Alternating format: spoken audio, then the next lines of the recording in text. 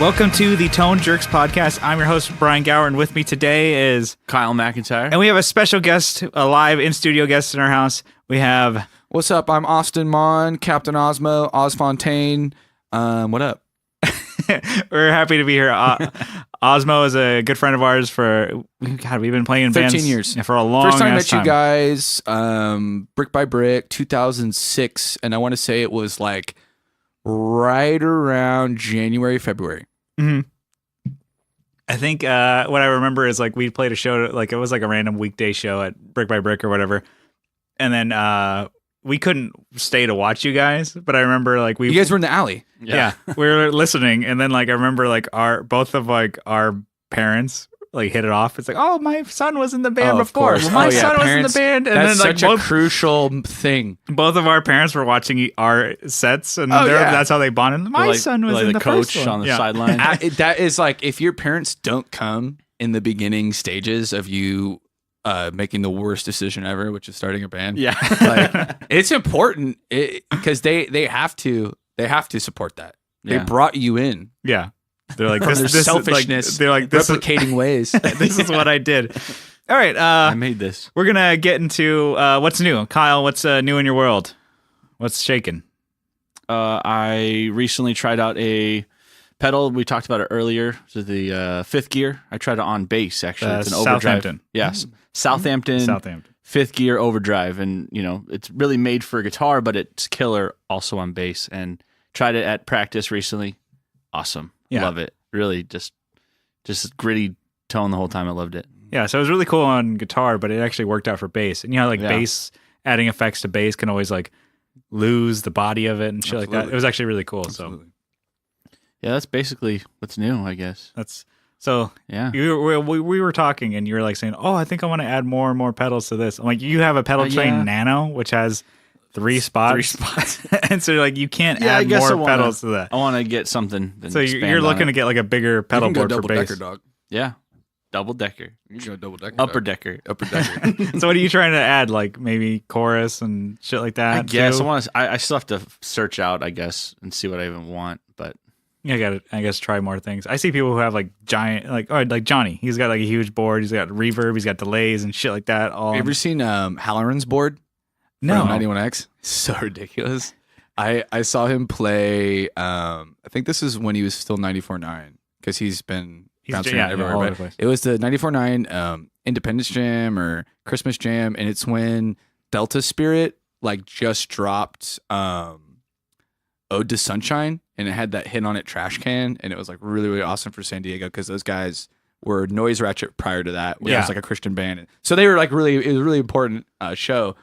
But before that, they had all like the VJs and DJs up there like performing. So Tim Piles is like banging drums, literally can't like do anything musically, which is like hilarious. But I'm looking at Halloran, and he had like, it looked like he had a 6-foot like banquet table like set on the ground. And it's like, I mean, I don't even know his chops at all. So I prior to, don't cast a stone, but I was like, damn, because I watched him and he only attuned. So I mean, again, like, when you do that, I mean, he probably just brought it all because he didn't want to disconnect it. Yeah. But it was like really inspiring. You're like- I was like, dang, like you can go the distance with pedal boards. You're basically gonna go like this board is taking me to fucking outer space. We're ready to go. Seriously. That's your goal, Kyle, for bass. Get All right. get everything on there. You can be I like can do it. get everything on there. Be Bootsy dude, Collins and absolutely. do Bootsy Collins. and Spaceman shit. I don't know about that. All right, Austin. We'll get into the nitty gritty of it. But what's new? What's new in your world? New in Anything, my world, dabbling in vocal compressors. I mean, just really getting a nice, warm, comfortable sound like in the jam room and getting that to transcend or kind of, translate to stage, which is like the hardest thing I find vocally is replicating what I did in my jam room to the stage. Okay, yeah. Because you never, it's like a fucking dice roll with vocals. Yeah, and with like venues and shit. And it's all about the sound check, dude. And I cannot go into greater detail about properly checking your vocal mic. Mm-hmm. Yeah. And you need to run a song. You have to. So what do? if you're third band, Yeah, you can't. and you got a line check. So that's communication. So what's new is learning how to communicate with the sound guys prior to the show, getting their information, actually really putting the venue on blast and be like, okay, I need to know who's doing sound. How do I email him? How do I get in his inbox prior to the show so he knows what I want? And I even tell him, like, I even give him the set list, like really communicating Yeah. that way for the vocal component. Yeah. And then checking it and then, bringing all my compressors in and running it. That's kind of new right there. As far as like gear goes, Are you using monitors, like in-ears or anything? No. No, not at all. I'm not that baller yet. I would love to. I feel like that is really for open air, like situations. Yeah. Because like if you're in a club with a low ceiling and the sound's bouncing everywhere and the bodies are soaking it up, like what do you need to hear in your ear? Yeah. Like Yeah. that's like, unless like you have to have the click or you have to have some kind of like ghost notes, like move into second verse, like I don't really know like why you would do it. Yeah. It looks really cool though when I see like singers with their inner ear like flop down. Yeah. Like Yeah. I think that's a cool, like That's a cool look. it's a good look. But I'm down. I mean, I don't do earplugs either though. Oh. Like ever. And I've never have. I can't do it. Oh, geez. And it's like I'm not deaf though. Yeah. So I don't know like if I have some kind of like mutant ability. Yeah. Like I have this like, this super, is your like this is my like X gene. It's not super hearing. It's just like super tolerance. It's of like dBs. It's like wearing a condom, wearing gloves. It's like I just can't feel the sound. I don't know how to explain it. I get you. It's real. So I ended up doing that a lot when I'm on stage. I'll take out like my earplugs. I'll have like one in, and I'm like, because or depending you on like where. straddle them, like they're kind of in there, yeah. but they're not like a Q-tip. It's Just- like, like, you it's get- just you- enough so just that like the tip in there. it's just enough so when you lean into like the drum set, like you don't just get like seismic blasts Yeah. like running through your brain. But just depending on where we are, I'm like, dude, I can't hear Kyle. Like if we're playing on a weird size stage or No, it totally. and so I'm like, I don't really listen for Brian. And So sometimes he'll talk even through the microphone. I'm like, he's talking about me. I can Yeah, see but you it. guys have such a connection on stage that you really don't need to communicate at all. Yeah. So, but I always try and be safe and wear earplugs, but they always end up coming out. So I'll probably be some deaf old man later. I mean, and then also new things. Just working with like Ableton. Working with mixing live. Really integrating like new technology on stage because it's so insane Yeah. that you can do glamorized karaoke now and get away with it. And Yeah. that's basically what I'm doing. Nice. And having, my partner on stage control my vocals, control my pitch, control everything he wants. Like he can bend anything he wants Yeah. while I'm doing it. So it's like how you learn that is you got to sit and fail forever. We learned that, Apple products are wonderful. MacBooks are great. And it's like the primo shit.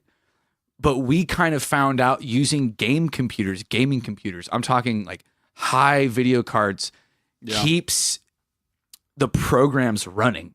Really? Yeah. Yeah. And it keeps it from crashing.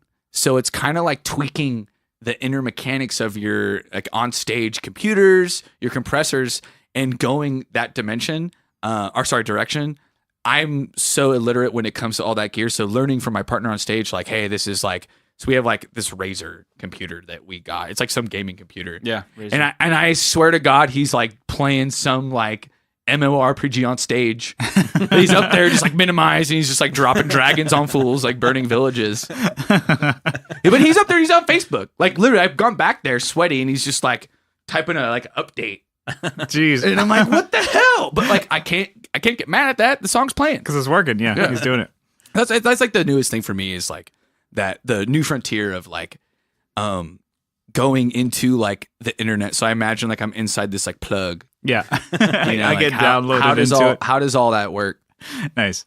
Yeah. What's new with you, Brian? Not a whole lot. I guess recently I've been trying to. This was an idea that a buddy of ours, RJ Smith, told me. Like we've been talking, like just about gear and pedal boards and stuff like that. And I have Why like does that name sound so familiar? he's on Facebook? I don't know. Maybe that's like the only thing. He's on social media? Yeah, that's we the all only know the thing. same people. Okay, we all know sorry, same people. Anyway, so I was talking to him about my Fractal FX8 that I use for the band for live, and it's a digital thing, and I'm able to set up like different presets and different banks and scenes like per song, even if I wanted to. So like I have like specific settings of like time delays and certain compression and certain like reverbs for certain tracks. And everything like can be in scenes that I can like punch in and big drastic changes. It'd be like, oh, here's the clean sound. And then I jump to like a drive, channel on my amp. And then I have, crazy delays and phaser for solos and stuff like that. And then I have a separate board, a more conventional board with like actual pedals and shit like that I used to write on. And it's easier to switch on the effects that you want, and like if you want a drive or like you want compressor or boost or flange or delay or something like that, you can like figure that all out. And then RJ like brought me the idea of like, hey, you have like 250 presets and like scenes and shit like that on your Fractal. Why don't you just make one that's a stomp box mode? And it blew my mind. Whoa, mind blown. You're like, I can use my gear now. And I'm woke. Lit, fam. So I would just like messing around with that, and sometimes like trying to like model like what a pedal my like conventional pedal board is, and it's like, oh, I can be able to like switch this and put it in front of an amp. If I borrow somebody's amp or whatever, I'll just bring that to jams instead of like a whole mess of pedals. And it's kind of cool. So what just kind of amps do you? You still orange? Yeah, I run 2 different types of orange amps, and that's kind of my thing. I'm surprised you haven't gone satellite yet, to be honest with you. My one thing is I really want satellite, and I think they're such a cool sound and great company, but they don't have an effects loop or a master volume on their amps, because he's like, Adam is like trying to be like old school. Oh, it's of course, like volume and tone. Yeah. That's it. And for us, I've gotten back into using more of the amp drive. Mm-hmm. Whereas like, I used to use like Mesas and Marshalls and shit like that. And now like the Orange Rock Reverb, I'm able to get like more of a grittier like amp gain drive and put all my delays and reverbs. And oranges look badass too. So they're cool. I'm able to put all my reverbs and delays in the back end after the, in the effects loop. So it's like I get the amp drive and I get the delay and reverb from that. And I would really like, it'd be super cool to use a satellite, but it's just, he is like mainly getting the drive sound from cranking the amp. And that's not always, suitable for where we play, because we can. Well, that's the beauty of the world, is you can get what you want, really. Yeah. There's a lot out there. And so I'm like, I like, that's what I want. I'm like, dude, I want to support like San Diego and like San Diego companies, but I'm like, shit, he's just not really doing what I'm doing. What No, absolutely. You'd just be buying it to have like novel, like you'd just be like in your room. Yeah. And it Tell was him what you want. Yeah. What you really, really want. I don't think he would do it. He'd probably be like, yeah, I've heard they do custom work. Yeah. But it's like, you're going to pay through the teeth. Like, it's not like you're probably going to buy a boat for him. Yeah. It's like, I was talking to them about doing an Omega, kind of a branch off their Omega series they do for bass. And it's just like one knob. Nice. Yeah. And I really was like, I was almost like about to pull the trigger, but instead I just went with an Ampeg like 15 and just like nice. Called it a day. Yeah, because I don't know, they're so cool and they like have such a great sound, but it's like I've noticed some people like they use like the 30 watt heads, which is 30 watts. You're like, that's not as much as like 100, which we used to play back when we were kids, like 100, 150 watt heads. But they can't get those to drive or get gain unless they use like a Variac or like some sort of power soak to like crank the amp and have it at listenable volumes. I'm like, dude, that's just not gonna work for me. Especially if like we have like 10-minute load in, I'm like, put this in, warm it up, put the Variac in, make sure you use this and have the right voltage. I'm like, I'm not gonna have. Heat up a hot pocket. Yeah, and I'm like, bands like Social Distortion. I've seen like bands like Success and stuff like that, and Flogging Molly. They all use satellite amps. I'm like, fuck. We're just not at that level. It's like, especially if we're like, we can do like some bigger shows, but if we're jumping back and doing like Tower Bar, I'm like, I'm not gonna be able to be like, let me set this up. Wait for me, guys. Hold the phone. Yeah. So that's why I'm like, it's always it's on my list of like I would like to get one, but it's just like, it's a dream. It's a dream amp. Dream company. Dreamweaver amp. Okay, so that's enough of what's new with me, my bullshit. Let's Auzmo, let's get into you. What's up? We got some new projects coming up. We'll get into that, but I kind of want to throw it back. What's When did you get into music? When did the bug bite you and you want to start playing music? It got me third grade. I grew up in Santee and I was going to Prospect Elementary, and I drew this picture of a dog peeing on a tree. Nice. And it was like this shading. I mean, the piss had this like kind of translucent shading. And I mean, I'm in second grade, so I don't even remember drawing it. Like, this is all like paraphrased from my mom and like my teacher. And so there was this performing arts school that was in El Cajon. It's called Flying Hills Elementary. And they had this program called FAME, Fine Art Magnet Education. Yeah. So at the time, there wasn't a lot of art in schools. This is like 1991, I want to say. I was born in 84, so maybe I was like 7. I'm trying to like carpet. Anyways, so I had to basically, you have to try out to get into FAME. And you can get into FAME one of two ways. You can be like a musical genius, or you can be an artist genius. And I was the kid from Santee that drew this picture of a dog pissing on a tree. So my teacher, my mom were like, you have to put your kid in this school. And it didn't cost any money. Like, it was a free program. You just had to be judged. So I remember sitting in a room with these teachers, and I'm like going through this portfolio, and I have like this little suit on, and I'm like showing them pictures of like Spider-Man and like all these like cool pictures I drew. And they're like, oh, this kid's got it. He's in.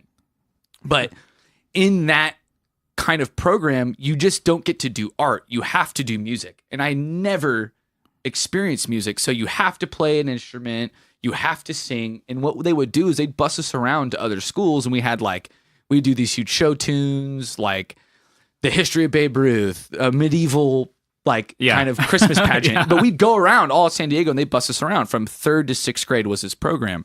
So I ended up going in drawing. But as soon as I got there, the kids that were like artists were insane. I was like, I freaking suck. And I knew this at like 3rd grade. I was like, I blow. But I had this gift I felt with stage. I loved it. I felt alive even at that age.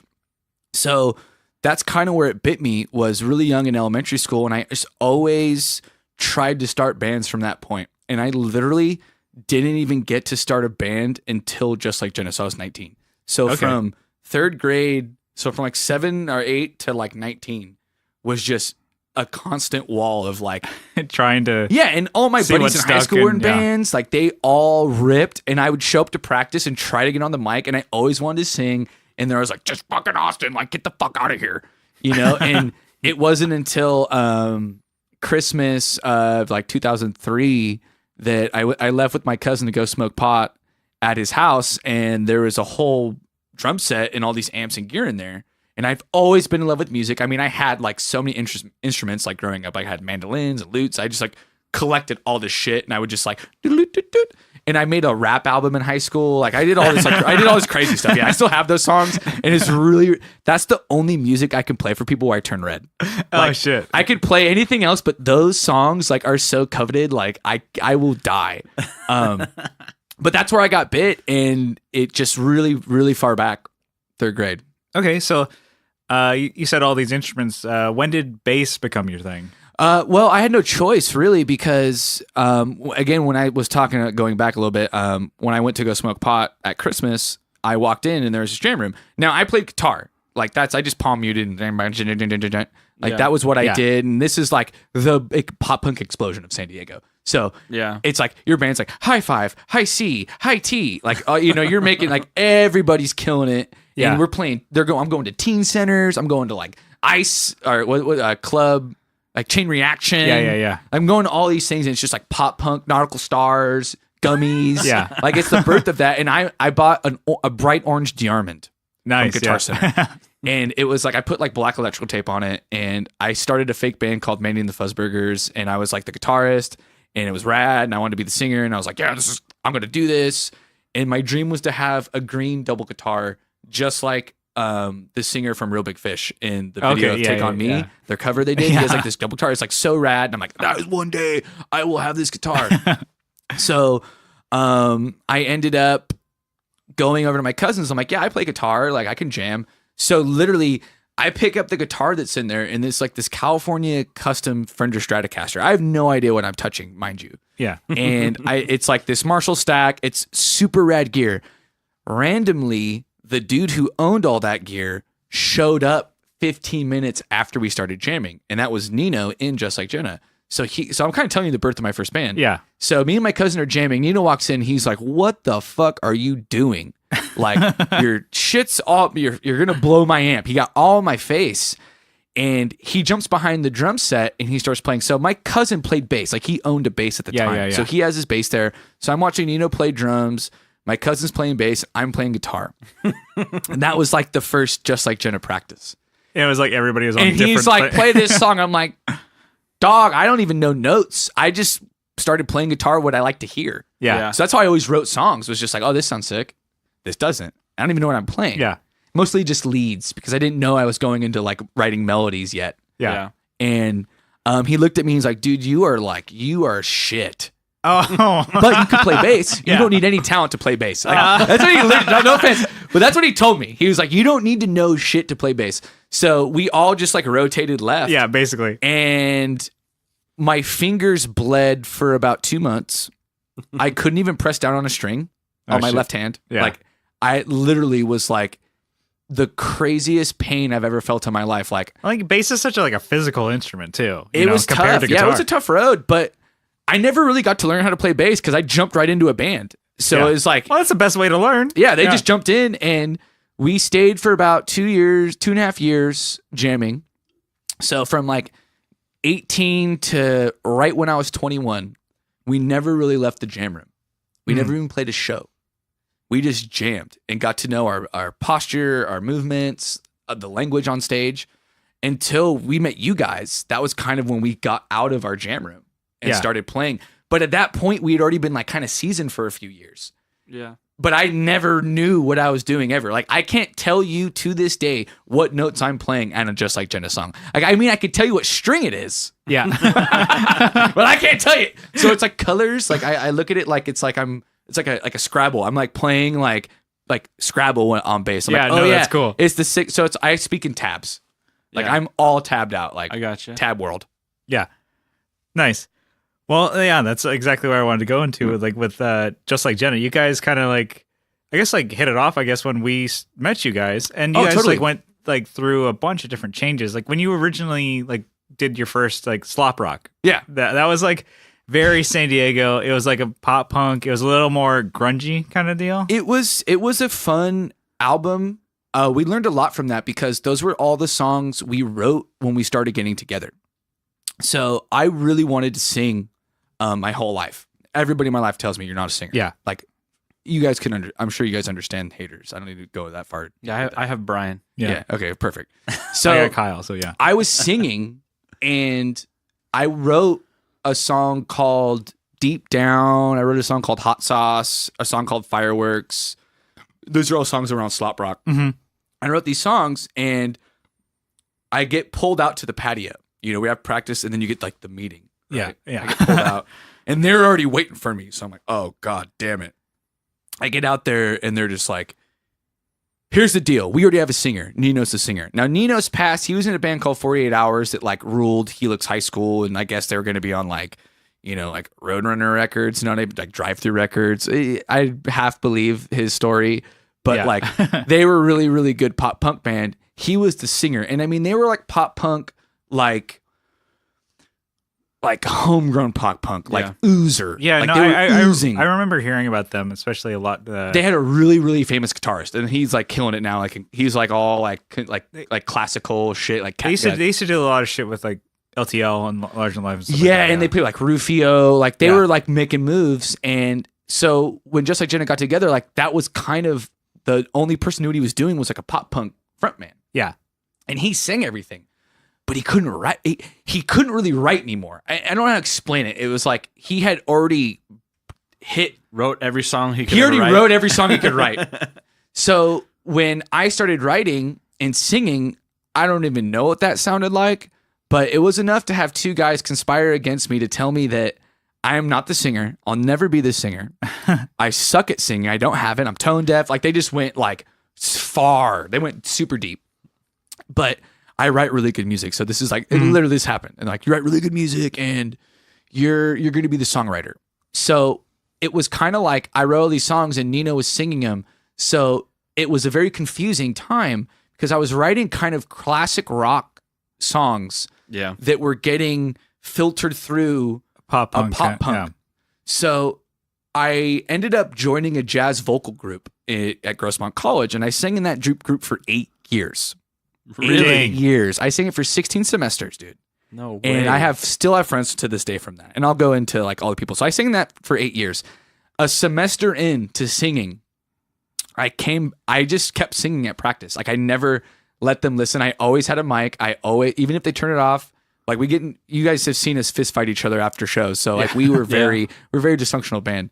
And I just kept singing and I just wouldn't take no for an answer. So when we met, it was very split at the time. Yeah. Like I'd sing a song, Nino sing a song. So Slop Rock was kind of Nino's last time singing because everything after that was me.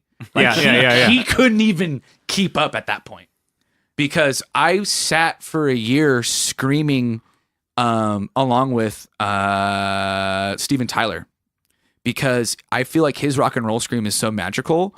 And I remember driving my minivan from Michael's Arts and Crafts and singing and and my throat was so itchy. Like it was like I could feel like this pain and I had to just like sandpaper that shit down. Yeah. To find my voice. But I didn't even find my voice in Just Like Jenna.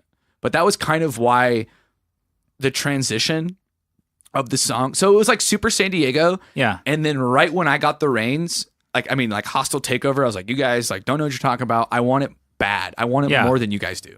And then, well, I guess like before that, I mean, not to downplay it, but Slop Rock was a pretty cool sounding album. Like, yeah, it was great. And that was like your guys' first recording process. It was the first time we ever hit the studio. Everything before that was just like a tape recorder. Yeah, because I remember like you talking about it. You're like, oh, we had all these demos, and basically we brought it to the studio, and it's like we want to make this a pro thing. Yeah. So how was that whole process for you guys? So it was financially a huge failure because like. I know they always are. They always had played those songs for like 4 years. Yeah. Which I didn't think about it, but like putting out a record of songs you've played for 4 years is like the worst decision ever because you're like, I got this new record of everything you've already heard. Yeah. And we kind of got brainwashed a little bit because I was like, oh, we need to record on tape because I was all like rock and roll mode. Yeah. But we were pop. So it was like, we went in and recorded on tape with Scott Exum of Exum Recordings. Yeah. And he had worked with like Blink-182, I guess, did like some kind of like post demo for something back in the day. And that's like his claim to fame. And we go into the studio and it's like covered in dust. I'm talking like he probably records and out like 3 albums a year. I don't even know. Like I don't even think that like he just owns it still. It's like he just has the studio. It's like a hobby for him to stay sober because he's like all crazy sober. He's talking about how sober he was. And we went in there and kind of recorded the songs. We tried to do it on Click. It did not work. We couldn't record on Click. We never even played on a Click before. So that entire record's not even on a Click. It was like recorded live, right? Yeah, it was just recorded live. That's tight. Well, I mean, we recorded drums, bass. And then you overdubbed some stuff. Yeah, we overdubbed it. And like we went in and did like so many vocal corrections. It was like we spent more time doing vocal corrections on that album than we did like recording it. It was so silly because like at the time that technology is like brand new. Yeah. And everybody wanted to do that. Oh, we don't have to re-record it. We could just draw the line. So it's like, you know what I mean? Like, and that was like what you did. But then now going back, it's like, no. I got to hit it. Yeah. So get we learned live. so much in that first record. And then we went to this guy, Brian Torch at CD's First to duplicate it. Yeah. And I lived with my girlfriend in a studio in OB at the time, and I saved up 2 paychecks. I didn't eat for like a month, and I paid for the entire album myself. Like I dropped all the money because I was the only one that had a job. And I remember right when I paid, it was like I think $1,600 when everything was said and done. Like, which is a great deal now. Yeah. You can't get that deal now. No. Yeah. So when we recorded it, I remember I came home and I got a text. So this is all pre-Facebook days. Like this is like pre-social media. So you're kind of like pre-texting even. Like you get phone calls. And I remember I got a phone call from Nino and Vincent and they're like, hey dog, we're at the Del Mar Fair. We just wanted to make sure that like you paid, like when are we going to get the album? Like they were like asking me when they were going to get the record that I was paying for. and I didn't get invited to go to the Dumber Fair. It was like a whole nightmare. yeah. That's what it really was. Yeah, I was super upset. And so that entire process, I have probably 3 boxes of Slop Rock left. We would put those things on bar tables. I would leave them everywhere at venues. And when you guys were on our seed release at Soma side stage, and I remember Nino throwing them out into the audience. Now these are jewel cases, mind you. Yeah. They're shattering. Dude, they're like ninja stars. And we're watching people like dive out of the way, because I think at that show it was you guys, us, One Eyed Monster, which was BJ's band. Dustin Blackwell was in Almost Heroes. New Age Heroes, yeah. New Age Heroes just had Wes as the drummer, who ended up getting a slot in the PWP days. Yeah. He got a slot, and I want to say there was another band that opened. I can't think of it. It might, because Soma never does 4 bands. Yeah, no, they do 5 or 6. Yeah, it was. I can't remember who they were either. But I remember those, because like obviously BJ has like a very good spark to him, so like I never forgot that dude. And he was like, I think like 15. He was a kid, yeah. He was and we were doing young. like Coors Light, like we like smoked him out, like high school, gave him beer in the back, and like it was a very fun show. So Slop Rock was a magical memory. Yeah, but as far as like the choices and decisions we made, like it's like a good first step. Oh yeah, you got to make bad records, and it's not a bad record. Like sometimes there's still people in my life that tell me, "Oh, I was listening to like Fireworks," and it's just like an arrow to the heart. Like I'm just like, why are you like judging that song for my entire like career? It's not me anymore. Like I'm not that person, damn it. It's like, all right, I want to take a second. Kyle, I saw him. There we go. Need to get some. They're clocking in. Some more brews in here. You punch the ticket, enjoy the ride. Yeah. Slop Rock was great. Yeah. And I still love it. That one's dude, it's fun, and it's a fun jam. And we did the art too. I mean, learning the art process is so fun, and like the photo inside is like stretched out. Yeah. All fucked up. It's like Nino's like put on like 500 more pounds, and I was like, I was skinny, so it made me look like kind of more jacked. So I was stoked, and Vincent's in the back. You can't really see him. So like I remember, like I don't know why the hell, like I was like, that's the only way we could do it. Like we were like, oh, we can't stretch this photo out anymore. Like the technology wasn't there. Like I don't know how to explain. MS Paint can only do so much. No, yeah, it was like it just wouldn't work. And so in the idea for the cover was Vincent. We were like, we're such stoners. We were like SpaghettiOs, and we spelt out Slop Rock, and it was actually cool. It was pretty really cool. cool. Yeah, it was awesome. And my neighbor at the studio in OB was a photographer. So this is like when you're like trying to like make moves. You're like, oh, I know a photographer. I know a dude. I know a guy. And I'm like, I need to take this photo. And like, I remember he was drinking vodka out of a Gatorade bottle, like shaking. Like he was like on his last leg. That's not the guy to go to. But like, he's like shaking, taking this photo. You're like, and I'm like, I was looking at my cousin. You may want to turn that shutter speed up a little bit. I was like, whoa. So you don't have a tripod or something, dude? Yeah, we shot that. And then we were like, oh, let's just put it on, let's CD stamp that. And that's when I found out, like, you never want to put the cover on the CD because you're lacking another piece of art that you can like utilize. And any angle of a freaking CD case is a promotional value. It's a promotional value. Why we put a barcode on it, I don't know. Yeah, I think we did that too. Well, I guess everybody put barcodes on, and because it made you seem like you're more legit. Your grandma's like, "Dude, he bought this in a store." So I guess moving along, you guys went from there and gigging around a lot and stuff like that. But then you moved on to Love City, which is a huge jump for you guys. Huge. You kind of stepped into the front man. That was when Love City was a Love very City, and I mean, still to this day, sexy album. Still to this day, I'm really proud of that record. It's fun. It's fun. It's a good listen. It was. I came home from work, so we're doing like Slop Rock circuit, right? Yeah, and you guys, I think, put out R-Dub. It's time. It's about time. You guys just did that, and I think Ruda, See You Later.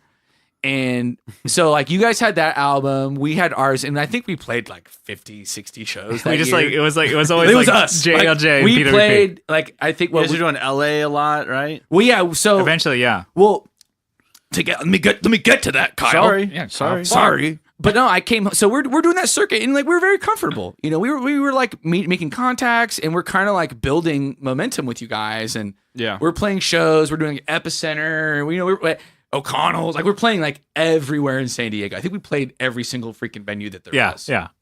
And then I came home. And my girlfriend wasn't. I moved in with my girlfriend. And like I moved in with her. I was gonna marry her. Like I love this girl. Like I was obsessed with her. I finally won the girl in high school. Like I got her. I had to become like this rock star to win her. So she's like, my life is everything's coming complete. I'm like, this is perfect. And I came home and she's not at home. I'm like, what the hell? She didn't answer her phone. Again, pre-social media, she's not there. And so back in those days, somebody didn't answer her phone. It's okay. Like you don't freak out. Yeah. And she didn't come home till 5 a.m. The next day I get home from work and I'm cooking dinner. I bought like her favorite ice cream. And I know this wave of shit's about to hit me. She walked in and said, hey, I applied for this studio in North Park. And I was like, that's great. I'm like, cooking stir fry. I'm like, oh my, we're moving out of Lemon Grove? Okay. And I'm that easygoing. Like I loved her that much. She's like, no, I'm moving. Like I'm leaving you. Like we're breaking up. She told me like I was her best friend. It was like the weirdest fucking thing. I collapsed. Like it was fucking horrible. And I was actually singing in a band called Animal Ancestors at the time because just like Jenna was having problems when we got in that fist fight at O'Connell's. Remember that? Yeah. Over that pitcher. And the pitcher was literally when we broke into North Park, we played Zombie Lounge for the first time. Yeah. Because the North Park was like coveted. You had to remember play 710 before you could play this, and it was all to get into all these different. It was like all these rules. Blind melons. No, that's old school. Fuck. So I run outside, and I had just did this bootleg recording with Animal Ancestors, and there's tons of beef with Just Like Jenna because they're super mad that I'm like singing in another band. But I found my voice with Animal Ancestors because I didn't have to play. So I'm really getting my scream and my chops up, and I'm like rocking out hard. And we're playing shows, and the shows are like, they're just different. It was different than Just Like Jenna. Vincent's selling lots of things on the side. Yeah. Nino's married. Yeah. So they're doing their own thing. Nino's playing like wine bars, doing covers, and he's like kind of making me feel bad about it. So when my girlfriend left me, I was talking on the phone to my other band, Animal Ancestors. I was like, dude, I'm tired of being stuck in Love City. And it just lightning fucking struck me. And I called the guys. I'm like, I got a record. Let's meet up. So we go to Hindsight Studios and we wrote the entire album in 3 months. Everything just flowed. It was just like, I had so much to say. Yeah, it was definitely fucking mad. Like, I was so pissed at her for leaving me in Love City. I couldn't, because she was my best friend.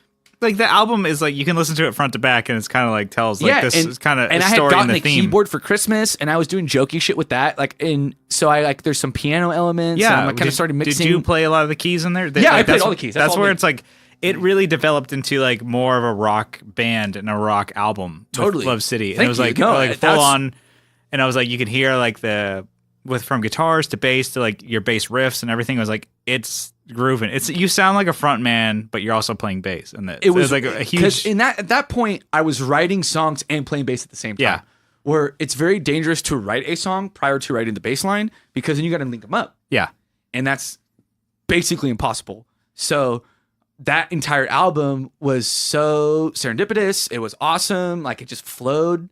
And then right when we're about to record it, I was like, I want to go to Capricorn. We got to go to Capricorn because all the bands go there. And it's like, where you go. And they had like this psycho waiting list. And I was like, I'll pay you double. Oh, shit. Yeah. So I paid double. Dang. And they're like, all right. Yeah. And I was like, I want to record there. And they ended up charging me for a record. They didn't charge me double, which was rad. Because Josh Mallet, super awesome dude. Very cross-armed when we showed up. Yeah. Because he's like he's expecting like Love City, Slop Rock kind of songs. Yeah. Oh yeah. And I mean, we're talking like we recorded Love City 2011, so we're like 4 years have gone by in this time. So when that happened, we're like, where do we want to release it? And I'm like, I want to play the Whiskey A Go Go sold out. Yeah. So we did, and it got sold out. It was like, I don't even know how we got the fucking show. We played with this band called Billy Boy on Poison that was like Kiefer Sutherland's like nephew's band that he was like the producer for. So it was slamming. Like we played this incredible show. It was like 25 minutes of glory. Yeah. 25 minutes and $2,500 of pre-sale tickets to like touch that stage. Dang. And I rented a huge loft down across the street from the whiskey, and I got a huge bag of cocaine, told all my friends to roll up, and just got everybody coked out and let them sleep on my floor. It was rad. It was like a fucking rock. Yeah, it was just like it was on. It was like a rock and roll fucking party. So we come back to San Diego to play Tin Can. So we did like the San Diego release at Tin Can. Super crazy rad show. I think both you guys showed up. Yeah, to we that were one, actually. there. Yeah. And which thank you for the support. Years later.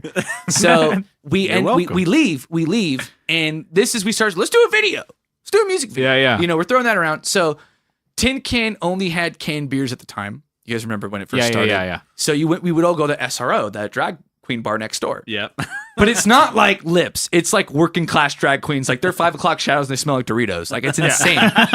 And they're over there. I sit down, and so the idea for Love City was like me chasing a girl. Was like, I just want to chase. It's like the chase. Yeah.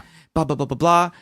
And we're trying to like think of what girl is going to want to do that. And you guys do music videos. It is impossible to get women to do videos. And it's like impossible to schedule even like you too. just can't. It just doesn't happen. And I'm in there and I'm like, what if I do it? Yeah. I'm going to do it. And what was your character's name? Sally. Sally. That's Sally what it Spreadums. was. Sally. And so we come up with it. Nino and Vincent were horrified. They were not at all down. They're like, that is like the worst shit. I was dating this. So now I'm over Nicole and I start dating. I'm back in the dating scene. I'm dating this girl who's like a platform hairstylist. And I'm like, can you turn me into a woman? And they straight up did my makeup, costuming. She's like, hell yeah, we can. And I met through my really good friend Trevor, who does all my music videos now. This guy Miles, who actually does the majority of my music videos. I just got back from San Francisco in January, and I did a video for the new album East County Dracula that's about to drop. Whoa. And so he met me there, and when we met, I remember I'm in Alibi, and I told him the premise. He's like, we're not going to storyboard it. Yeah. I want to shoot you. Just get out there and do your thing. So that entire video is just like us on the fly. That was good. Yeah. On the fly. I like it when you're like running up to cars and eating burgers. I'm like and shit. eating burgers. I'm like running through like oncoming traffic, drunk and high, like on University. Yeah. Like just like the dumbest shit. Like You're in drag doing this whole thing. Yeah. I think I was like 25 at the time. Excuse me. 25, and so it was just like Love City was such a pivotal moment musically for everyone. And just like Jenna and me, and like really coming into your own as like, this that's is my when like they didn't voice. tell me what to do anymore. Yeah. Like they were like, you're the one with the reins. Yeah, they're like, you're gonna, and unfortunately, that ultimate I had to promote, I had to book, I had to do fucking everything, and I didn't really die until the unreleased Just Like Jenna album. Yeah, that we never released. Oh, jeez, which was called Electric Garden. And all the songs that we played, like we had a song called White Lady, a song called Black Dress, the song Electric Garden, Sweet Baby Ruthie, Put On Your Makeup and Cry. It was like a 8-song EP. Yeah. And all those songs were like songs you write on stage, you know, because after you do an album, you start writing incredibly fast. Yeah. And we go, and that's when I met Keith Milgotten, or what he was, Jamuel Saxon at the time, and now he's Keith Sweaty. Yeah. He was doing sound at Soda Bar, and he's like, dude, like, I want to record you guys. Like, you guys like give zero fucks. This was an amazing show. Like, you're showman. Like, let's work. And I was like, I got an album. Let's do it. We go record Electric Garden again. Vincent actually helped me pay for this one. Okay, there you go. So we do the album. We recorded this live. So vocals were the only thing that I went in and overdubbed, but everything else we were live on the click. And it was so badass because we did it in 2 days. And it was the first time where you show up to the studio and you're fucking pros. Yeah. We know this already. Yeah. It's like, we know what we're fucking doing. Like, hit the button, Keith. Let's do this. And like, you go, like we shredded it out. And then I got the album art done. I was talking to, again, the CD guys. We were going to do another album. Yeah. And then we played a show, and I got in this like huge argument with the band because like they were like, "Well, you're the promoter." Like it was basically we played a bad show. It was a shitty show. No one showed up, and it was horrible. And they're like, "What the fuck, dog? Where's everybody else?" Like, I'm like, "Dog, like, there's two of you. Like, help me. You guys have jobs. Like, that's the way this works. You got to harass your coworkers, get your mom off the couch. Harass everybody. Like, you got to get them here, Yeah. and then those people who are tortured, the real fans see them, and then those are the people that like your music, but they're not going to like you unless there's people there." So I said, "I'm not going to put this record out. Like, you guys don't care." Yeah. And you don't, whether I actually communicated this, which I probably didn't because I'm horrible about my feelings. I decided like, no, this record's not, we're not putting out this record. So, and then after that we did a single. We never put it out. And that was the last recordings of Just Like Jenna. So really the last, that was when it kind of died. It was like 2012 is when like I knew I was this was kind of going because like, I mean, you guys understand, like you guys put in a lot of work with Playing Without a Pilot, and I respect that. The community respects that, but you both equally carry that weight and stress. And it's super hard when you're writing all the songs, you're scheduling everything, you're promoting everything. You don't even get like a thank you. Well, and it's expected. And like, I was like, if I'm going to do this, I want to do a science fiction fucking space opera. Yeah, that's what you're going to do. Yeah. Well, before we get into that, I wanted to, talk a little bit about gear. So what was some of the gear for Just Like Jenna? What was Fender Jazz Bass all the way. Fender Jazz Bass, and then Fenders. We were Fender boys for a long time. Fender Jazz and a Fender Cali Custom. I mean, Strat. Those are the things. Slinkies. You know that. I never use pedals. You were just straight into the amp kind of guy. Never use pedals because at the time I played with my hands. I don't use picks. Yeah, your finger. Yeah. So the problem with that is because when I sing jazz in college or before I dropped out, all those dudes they don't even, a pick is like, you're an idiot to them. So that's kind of how it all started for me. So really I would play and I'd manipulate the tone of the bass with my hands. Yeah. Pulling it up, striking it harder.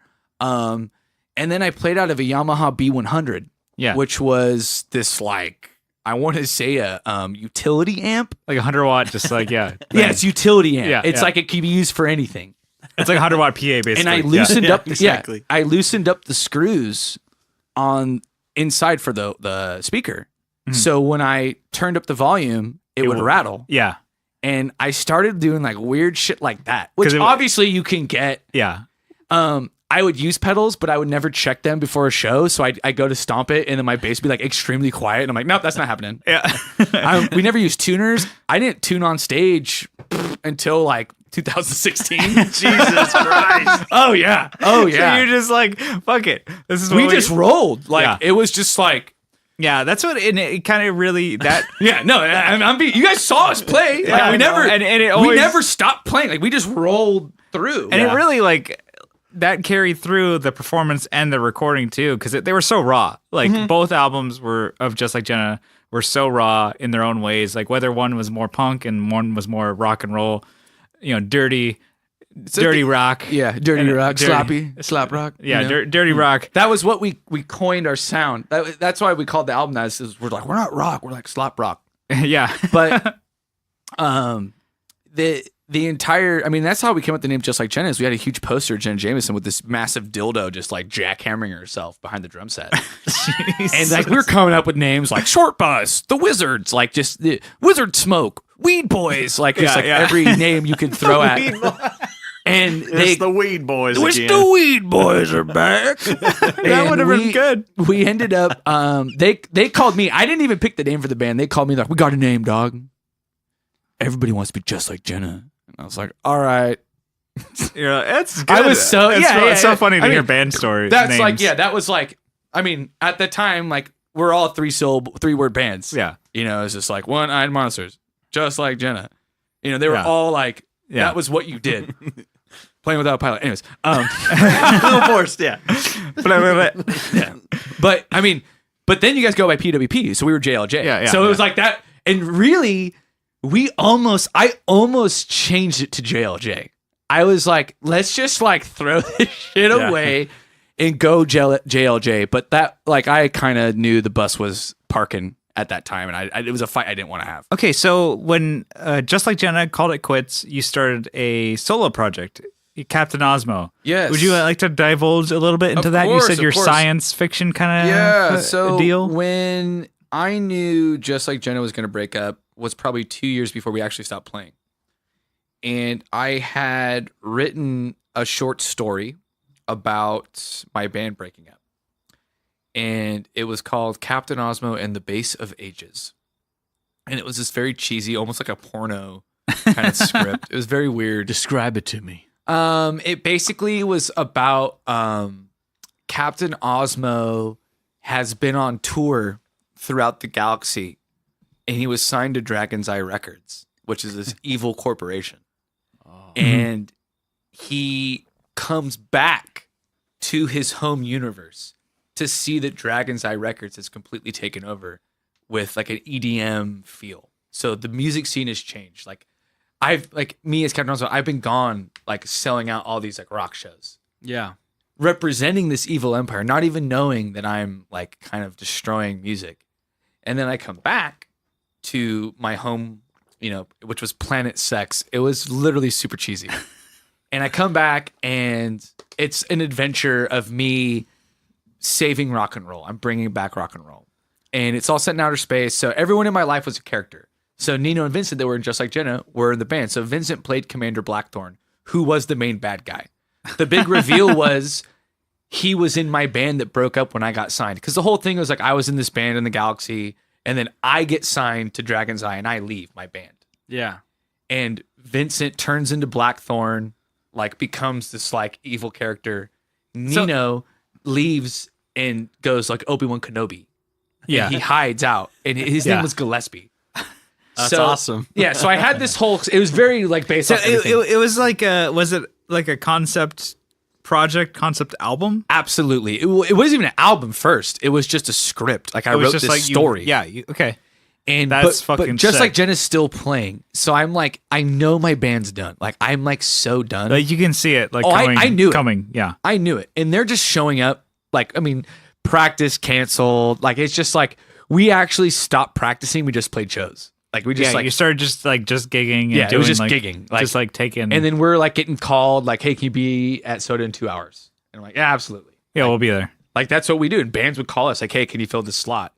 And we were getting paid like $150 to do it, and which was cool because we each watched with 50. And then my rule was if you don't stay for the end of the band, you don't get paid. Yeah. So I would end up getting all the money. Yeah, because they bounce. Well, yeah, they instantly leave because it was in their nature. So as Just Like Jenna started kind of tapering out, when I was recording the album that was never released, which was Electric Garden. Yeah. In front of Keith, I was playing this bass line. Do do do do do do do do do do do do do. Oh my god, that's the one. So I'm playing this bass line, and he's like, "Man, I really like that." And I'm like, "You do?" And I'm like, "It's kind of like it's like the first song I've written like about this sci-fi project." And he's like, "What?" Yeah. And I emailed him the script. Oh man, nice. And he read it. He's like, I don't even fucking know what I just read, but like, let's record it. So he called me, and I was driving to go to a dinner party. He's like, "Hey dog, I'm at my house. You want to come over and record? I'm bored and I'm on shrooms." I'm like, "Sure, let's do this." So I go over there and we did it in like 2 hours. Like it was like literally no time at all. And I had just got back from South by Southwest, and I kind of wrote the lyrics out there. Yeah. Because I only had the beat, and then I wrote the lyrics. Then I do the song. What was that one? Sunshine? It's Captain Sunshine. So like after that, I leave his house, and this was like one of those moments where like we record the whole song, and I get it on a CD like when I leave. Yeah. And I go to Turf Club. I walk into Turf, and my friend Miles is there, and Miles is like, he's about to move to Brooklyn and film a bunch of Fall Out Boy videos. He's about to become like this huge famous dude. Yeah. And he's like, "Man, like I keep hearing about this Captain Auzmo thing. Like people, I got the script." And I was like, "How the fuck?" I was like, "Fucking Trevor." My friend like shared it. It's passing around. Oh yeah. And it's like my like I would get like versions of people spell correcting it for me. Like I get like sent back like a red pen. I'm like, fuck, I'm an idiot. So I told him, I was like, funny, I actually just recorded the first single for that project. Yeah, there you go. So we got to my car and he's like, we're filming the video on Monday. I'm leaving to Brooklyn. You either get a video or you don't. And I was like, okay. And I only had connections in museums. So I called these museums. I wrote a fucking script real quick for the video. And this had nothing to do with the Captain Auzmo story I had written. So I had content. So I did that in 2013. Now, when I dropped that, everybody was supportive. Yeah. But my band, Just Like Jenna, told me that was the worst song they've ever heard in their fucking life. I quote them on that. This is the worst song I've ever fucking heard in my life. Push come to shove, when we were at shows and people came up to me like, that was the best video, they were like, oh yeah, like we support him, so I can wipe my ass with that shit. But it's like, it kind of hurt me. It was like, honestly, like a super fun video. It was like, fun. The song's extremely sunshine. Simple. It's like, I'm not doing anything. It's like, it's a fun video. I just wanted to do it. It honestly, like the whole idea behind it. I'm going to link it into the podcast. Yeah. So like people can check it out. It was like, yeah, it was just this really crazy moment for me. Yeah. It was my first stepping out alone. Yeah. It was me. And those guys weren't on the recording. It was just me. Just you. Yeah. Only me. And Keith, who I've recorded with, I've worked with him exclusively after that. We're working hard and the video gets, lots of shares and plays and people really like it. So then I sit back down and I sit with, I want to say my buddy Simon Leader, who was in Hotel St. George. He was in Japanese Mockingbirds, or Hiroshima Mockingbirds. Yeah. He's this English guy. He's a really great like drummer, and he's very like proper. Yeah. And he works in Balboa Park. So I'm like, hey, I did this thing, and I was like, man, I really want to get a band. I want to do this. I want a live show. Yeah. I want to record these videos, and I want to have like, we play a song and then the video screen drops in front of us and there's a video like of our adventures, like Captain EO. I was like really trying to build that. And because of the success from Love City video and the Captain Sunshine video, people were like, okay, like you're fun to watch. Like we're interested. Yeah, we're ready for it. I felt confident. So I'm talking with Simon. I'm like, okay, I want you to be the drummer. So he comes over, we drum. And through my friend Miles and Trevor, who do my videos, they met these two guys named Ryan and Tim. Now, Ryan and Tim are best friends that are guitarists that have been trying. They haven't really been trying. They've just been playing music for a long time. And I had met them in a few different situations at parties. Like one time, I used to like DJ like a little house party, and I'd bring all my records over and like take a bunch of ecstasy and like party. Yeah. And I met them, and they were really, really cool guys. And I knew they played guitar. And one night we get all drunk and I go over to Ryan's house and I listen to him play. And I'm like, whoa, like this guy can fucking solo. Like he can solo. And his best friend Tim is rhythm. And I'm like, okay, I play bass and sing. I already got Simon locked and loaded. All I need is two best friend guitarists and I'm gold. Yeah. So I invite them to Hamilton's. We have a meeting and I pitched them the idea. I'm like, here's the thing. I want to do an album and it's Captain Auzmo. And I explained the whole fucking story. And I'm like, I'm saving the universe with rock and roll. And I explained the whole backstory about Blackthorn, destroying the world. And I come back. But I come back, I can't save the universe alone. I need a new team. So I wrote that so I reworked the script that like I build my fucking team. Yeah. And it was Captain Auzmo and the Moon Roaches. So we start really hitting it hard. And I mean, practice 3 days a week. We would jam Saturday mornings at Simon's other band studio. We wrote an entire record, and I mean, these songs were really fucking killer. Yeah. And they were awesome. And there's no memory of this. We actually did one single, but I'll get into that in a minute. And so we're doing this project. Well, of course, when you start making music, everybody gets inspired. Yeah. And that's when Ryan and Tim's, they've always been in a band. Yeah. Their band is really taken off, and they start, like hitting up different people. Like I think they did a bunch of Craigslist ads. Those Montel Jordan. Yes, Montel Jordan. Okay, yeah, jumping the gun. Sorry. No, it's all good. Montel Jordans. And they're hitting up. So they build their band, and they start playing shows. At this time, Just Like Jenna kind of catches wind that I'm like making moves in a different way. So they start Like we want to play more. So Just Like Jenna kind of gets revitalized again. So now I'm like doing Just Like Jenna shows. They're doing Montel Jordan shows. We're playing Captain Auzmo and the Moon Roaches. Yeah. Lots of music, lots of creativity. It's awesome. But then when we were done writing the music, it came to film it.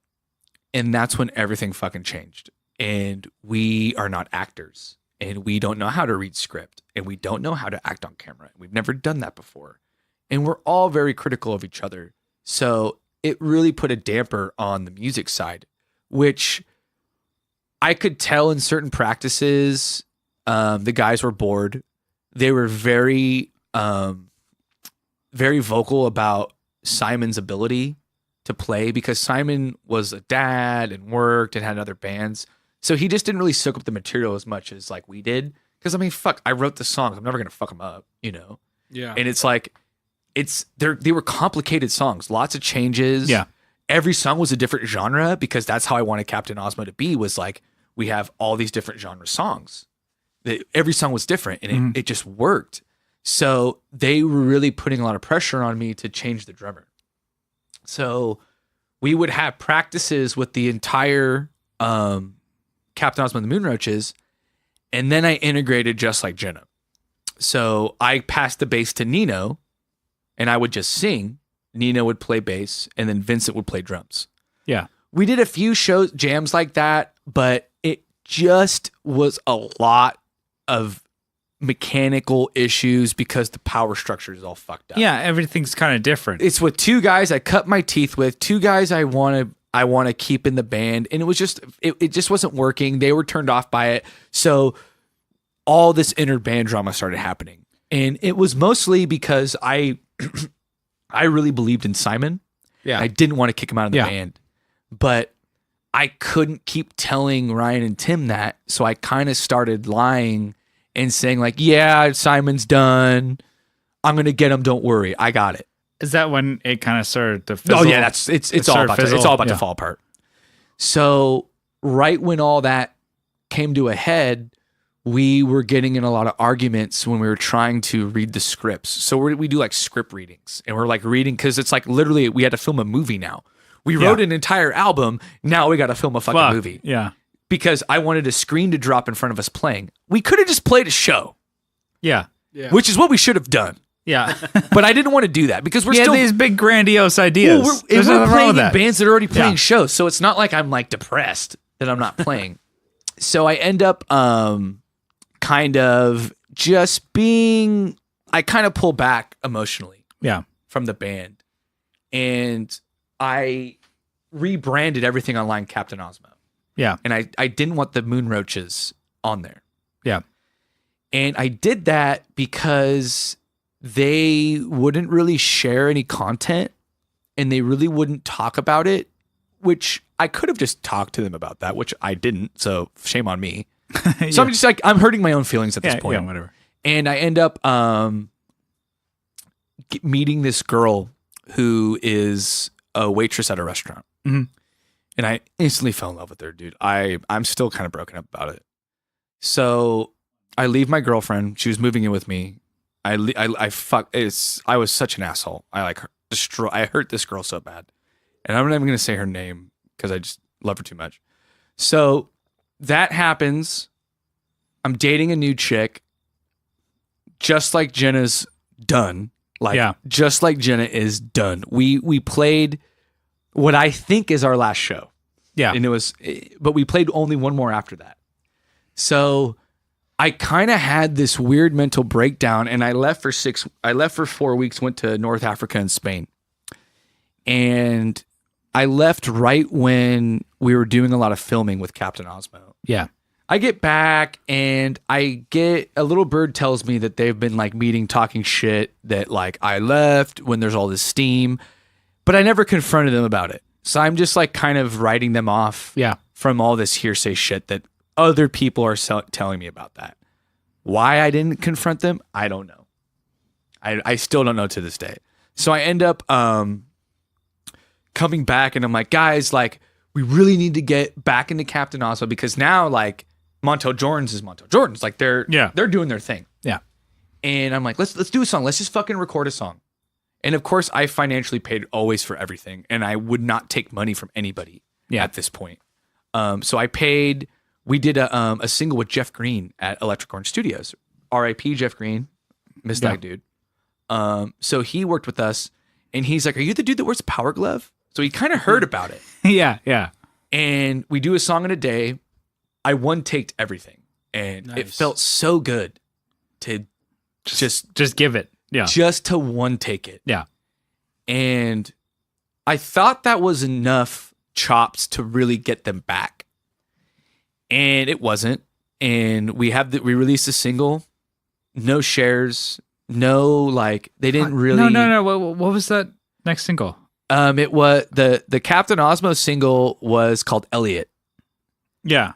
Okay. It floated around a little bit. It floated. I remember that one. Yeah. But that was like the B side. Like I did the B side. Yeah. First. No. And we had like these fire. I mean, these songs were fire, dude. Yeah. Like they were awesome. So I could see a very heartbreaking moment.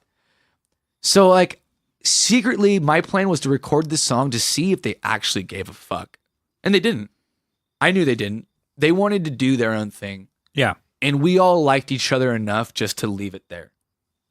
So my relationship with my current girlfriend's falling apart because I jump from branch to branch. Yeah. So I have my ex, I have her, I have all this fucking turmoil, just like Jenna fell apart, Captain Auzmo's dying. I'm literally like having a complete fucking mental breakdown. Yeah, every facet of your life. Every facet of my life falling apart. Like and then every my work life pot starts, spoiling, and then my like, work shit. life falls apart. Oh, so God. it's like and then work too. Fuck. Yeah, everything's falling apart. So I don't know how much time passed because I'm kind of like I'm still fuzzy about that. You're still figuring it out. I don't really know how much time was from it, but I know that I used to go to all the Montel Jordan shows, and I used to like tell them, like give them like really good critiques, and like I really like them. Like, I think like they're rad dudes. Like that's kind of like we would like run into you at the shows because we would open up for them or play with them and stuff like that. Like I would tell them like, hey, like don't ever say that. Like stop saying the same thing before every fucking show. Like just stuff like pointers because like I'm a showman. Like I know like you got to work the crowd and they're really awesome dudes. Yeah. So there was still some turmoil and I really don't know where it was, if it's on my side, if it's on their side, but there was like some beef. Yeah. And then like, their wives and girlfriends like fucking hate me.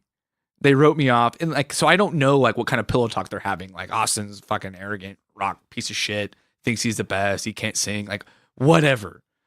So I end up going to their show at Soda Bar. I'm very hard on people, especially that are close to me. And I'm, a huge critic. I love music. I love getting critiqued. You have honestly, I mean, that's probably one of the best parts is like people who actually want to tell you how to get better. Honestly, give you critiques. I mean, because we wouldn't have had any type of success or change or movement in the band if people didn't tell us what the fuck. Don't do that. Yeah. But in a good way, in a way that so they're not saying honestly, you suck dick, It's if people want to be like fucking pricks, they can, and they are. But like, they are. Yeah. Don't get that wrong.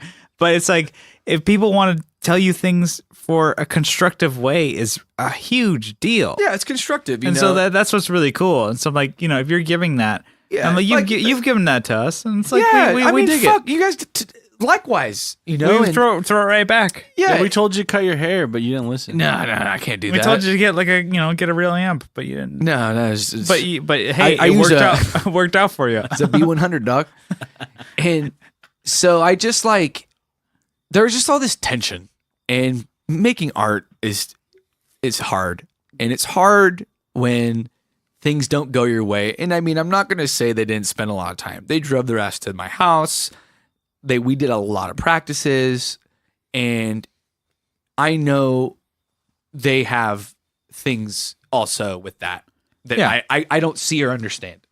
So I end up going to the show, and I've never blacked out that hard. I still don't really know what it was. I mean, in my opinion, I am pretty sure I got drugged that night because there's a couple people that were talking shit to me, but then I ended up befriending them. Yeah. And we were all drinking together, and they were buying me drinks. So people buy me drinks, and I get free drinks. Nothing wrong so with like, that. Yeah. I drink a lot, but like I've been to so many fucking shows, dude. You know what I mean? It's like it just didn't add up. So I blacked out. I don't remember. I don't remember really anything of them playing at all. Like I don't remember. I guess I left because they stopped playing in the first song, and like that's my ultimate. Like you never fucking stop playing, even if everything stops. You acapella it out, and you finish the song. You finish it. Okay, finish it out. Yeah. Don't fucking stop and restart a song. I mean, that's a personal thing. Doesn't mean it's theirs. So I guess that had happened, and I like stormed out of the bar like all mad, and I like started plotting this like attack on them. So I remember watching them like filming something on the side of Soda Bar. And I remember like running up behind him and jumping and putting all my arms around him. And I was like, Montel Jordan suck. That sounds like you. Yeah, that sounds like Auzmo me. style. It's Auzmo style. And that's what I remember. Next thing I remember is waking up. Like, I remember throwing up. I remember running at Mike from Alive and Well. I remember running at him to fight him. I remember a bunch of people grabbing me. I remember Tim yelling, "You don't ever fucking touch Mike." I remember that. And then I'm out again. Right. And I guess I've heard different stories. One story I heard is they held me with my arms behind my back and punched me in the face until I stopped moving. I heard that story. I heard 3 people held me down and I got stomped out in the face. I've heard that Jesus. I fell asleep on my own. I've heard multiple people that night have told me multiple things.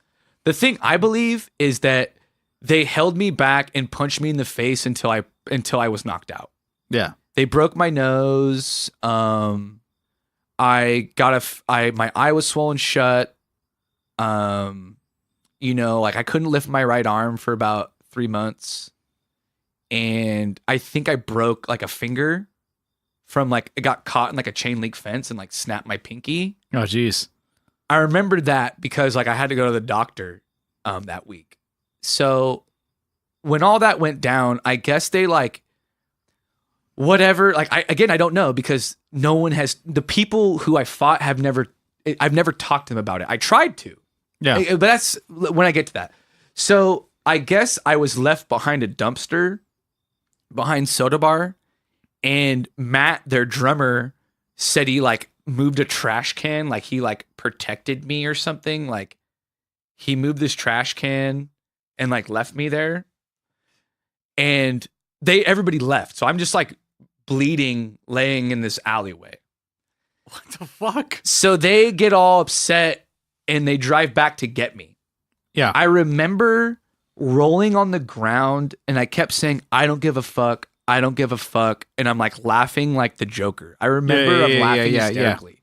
Like I'm a madman. Like I'm completely out of my fucking mind. They somehow get me in their car and I think I started attacking them again. Again, I provoked everything. I did everything. And then I snapped out of my blackout. I woke up at 4:30 in the morning in a Vaughn's parking lot off Adams, and I'm 2 inches from Ryan's face, and I'm like saying like I'm magical and my shit's magic, or I have the it factor, or whatever Auzmo shit I said. I remember it along those lines. I remember him saying like, "I'm gonna fuck you up." Like we're just being super mad. And they left me there. Yeah. In this parking lot. So I turn around, I walk up to the Vons, I knocked on the glass, and like I thought I like walked home or something. Yeah. But like weeks later, I remembered like, oh shit, like I walked up to the Vons and knocked on the door. Like security let me in. They called me a cab. They gave me water. I was all fucked up. Nice. So then the next day, I hit them up because they had my car keys. Took my keys. So like obviously like I woke up at my house. I had to get it back, yeah. Like I woke up at my house, I'm like, oh no. And like I couldn't move my arm, my pinky was broken, my nose is broken, my eye's swollen shut. Like my eye's not swollen shut yet, it's like starting to swell. Yeah, you know, which was weird. I've never got a black eye that swelled shut 3 days later. It was super weird. And So I go to Ryan the next day, like to get my keys. And I told him, I was like, why did you stop playing the fucking song? Like I remembered that. Yeah. And let's go back to the beginning. So yeah, I'm like attacking him still. Like I don't even apologize for what I did. Yeah. And he's like not having it. That's when he wrote me off. That's when I knew that like he didn't want to be my friend anymore. And I'm like trying to talk to Tim. Tim's not responding to anything. So I'm hitting him up. I'm like, dog, like let's talk. I like was actually house sitting in this mansion like the week later. Yeah. So I had this huge pad. I'm like, and I sent them this pin. I'm like, hey, come here. Let's talk, dude. Like, what's up? And my really close friend Trevor is their best friend too. So he sold me out that. Like he wrote me off too. So now he's in the Montel Jordan's camp with them. And they're just like, Austin's a drunk piece of shit. And they just wouldn't communicate with me about what happened that night. So what does Austin do with that? So this is the beginning of Fontaine, which is my new project. So after all that, basically it kind of was like a lot of miscommunication or very forward communication. Fucking lot of bullshit. Just a mess. It was just a fucking mess. It's parts of being in a Egos, band. yeah. It's hard being human. Life's hard. Wear a fucking And helmet. it finally just like ends. Oh yeah, and whatever snapped inside me.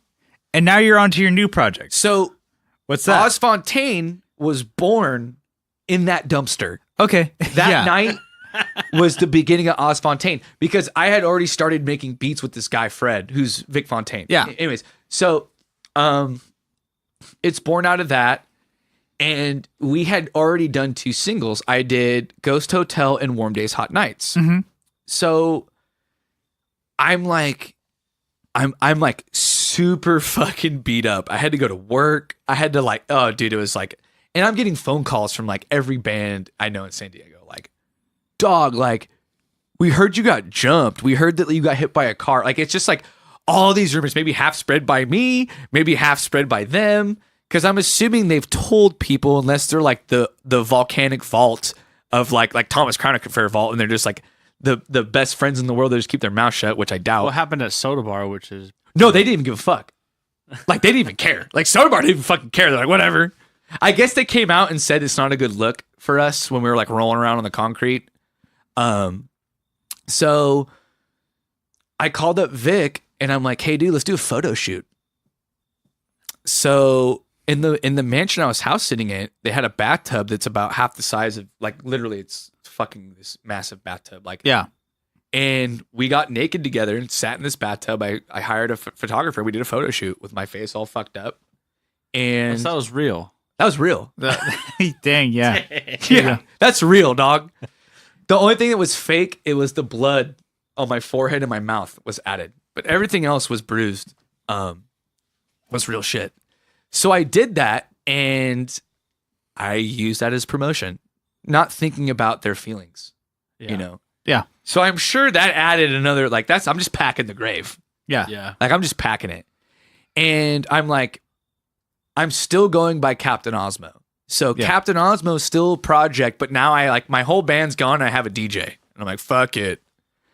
Then 3 months after that, I got the call at the Casbah. We want Captain Auzmo. I only knew 2 songs. Yeah. And then I had to make up 6 songs on the spot. Ryan showed up from the Montels. Yeah. Tim didn't. I don't blame Tim for showing up. Yeah. Ryan showed up and he came up to me and he was like, hey, I'm really glad like you're doing it. Yeah, you're keeping like, going. Captain Auzmo, I'm really glad like you did this. And like that was like the last time I ever talked to Ryan. And that was 2017. Yeah. 2017. That was a year ago. Yeah. No, I think it was end of 2016, actually.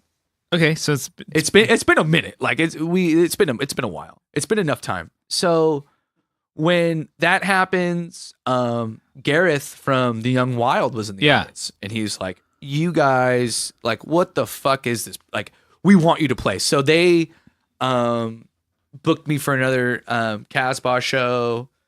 I had more material that time. And I was still kind of talking with Montels at that. And I invited them to the show, and they told me they had band practice, and I was like, okay, dog, like, I got you. Like, I know where I stand now. Yeah. Like, I get it. And so we rocked a show. I did some LA house parties, and then I'm like, we gotta stop playing shows. I need a record. So I flew to Portland, cut the record, did it in a week. Vic gave me all the songs. And then, so the record, East County Dracula, took about 18 months from start to finish of everything. And the vinyl's dropping next month. Fuck yeah. Oh. Yeah, we got $4,000 for it, which is awesome. Dang. Yeah, it was really rad. Like, which is funny that like 2 shows will change some shit for you. Okay, yeah. So that's when I was still going by Captain Auzmo. I was still wearing the power glove, but I'm kind of like morphing out of that sci-fi shit. Yeah. And then I went up to San Francisco, and I had one of the songs called Mellow Runaway that I wrote about my girlfriend who ended up leaving me and moving to Portland. That's kind of a catalyst for me going crazy and attacking. Was like my girlfriend, the one that I loved, like I was a piece of shit liar, and she just left me. So I was heartbroken. I had no music, no bands. It was fucking crazy. And it's always in that moment. Oh yeah, it's in that moment that it changes you. It can be like everything you have it, and you're kind of like in your grasp, and it just disappears, and it gives you that. Oh, it's a push. Musical moment. Yeah, it was a push. A musical moment. It was so crazy. It was such a raw time for me. So I go up to San Francisco, and I'm downtown in the Tenderloin. Like downtown SF, like rough fucking city.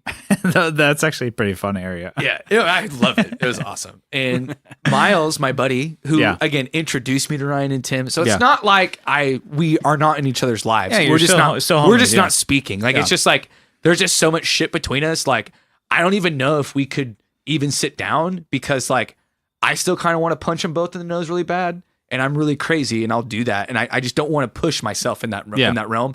And it's one thing when I'm blackout drunk, throwing up on myself, trying to fight someone, when I'm angry and I'm sober. Yeah. You know what I'm saying? And I don't want to do that because you guys have seen me fight just like Jenna for fucking a bunch of shows. Yeah. Yeah. So I felt so bad, and I got tired of apologizing. So I end up, I'm in San Francisco, and Miles is like, what do you want to do, man? And I'm like, I'm going to get my hair braided right now, and we're going to do a music video. Yeah. So we cut a video in a couple days. And then I get back here,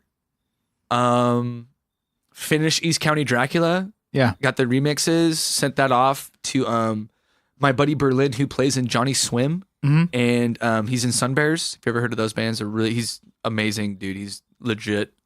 And so he's doing the wax side. Keith Sweaty produced the entire thing. The record's completely done. Nice. I have 3 videos that are about to drop, backing it up. I've kept my mouth shut for a long time about this project. And I'm really excited because now a lot of venues are being very positive about it, and there's a lot of cool moves that are going to kind of come out of it. So Fontaine was born out of that fucking night when whatever went down, whatever happened, like whatever it was, I think it was extremely positive for Montel Jordans because they're doing their thing, and it was extremely positive for me. So like that's how I kind of look at it, because honestly, like everything kind of made itself. Honestly, looking back, like, you know, there was a lot that Tim and Ryan need to do to mature to be in a band in San Diego. And they needed to play the Casbah. They needed to do all these, they needed to check all those boxes first before they realized what actually Captain Auzmo was. Because I already had checked all those fucking boxes years ago here. So it really wasn't a rat race for me. But they really wanted that like run. Yeah. And now you're at that point where you have now your solid project and your ideal and I'm back. Like project, and you're in it now. And it was tough, dude. I wanted to throw in the towel a bunch of times and just be like, fuck, I'm done. But like, I'm not, I have something that I need to say. So the album is fire. I'm so proud of it. It's all dance pop music. It's nothing like I've done before. Yeah. Whole new sound. That's kind of basically up to date now. will Captain Auzmo ever happen? I mean, that's the biggest question I have. So, I've talked to a couple guys about getting a new band for it.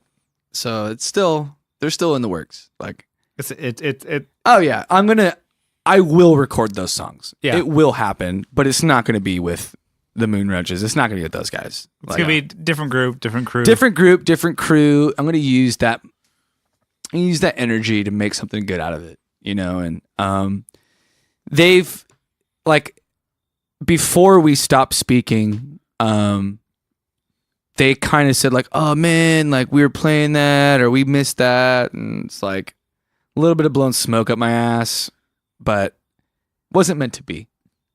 It taught me a lot though. I learned a lot about myself. I mean, shit, that's my rock bottom. You know, when I and I still don't know what really happened because no one will fucking tell me, and they're the only ones that know. It's it's part of the journey. Yes. And now I want to bring it to this. Yes. Your burrito journey.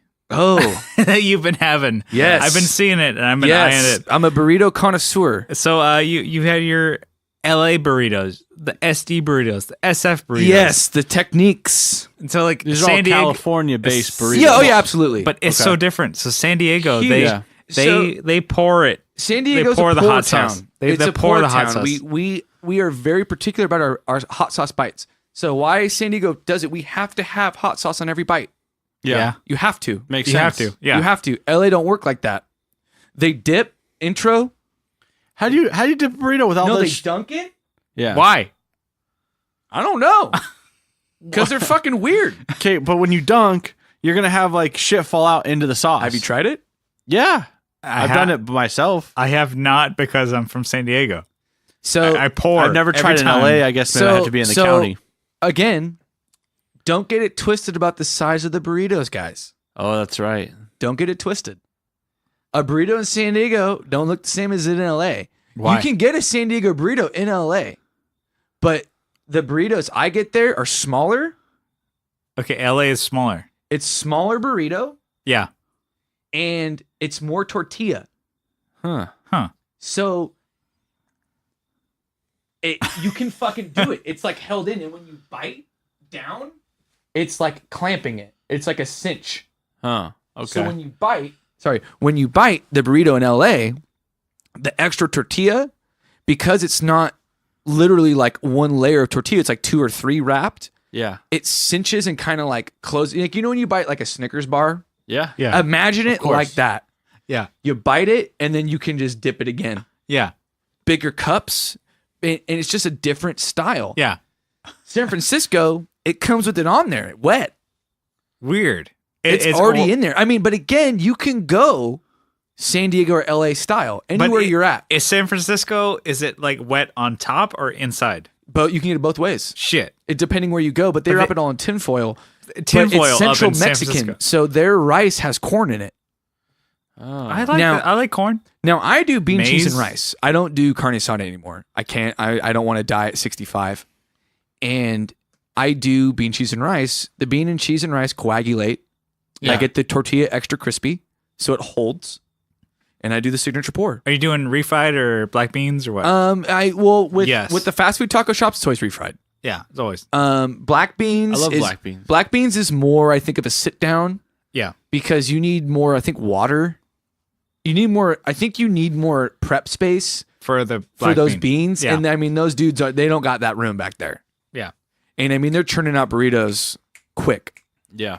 So when I was in LA, in San Francisco, I hit up a bunch of people. They told me to go to Zorro's Chinatown.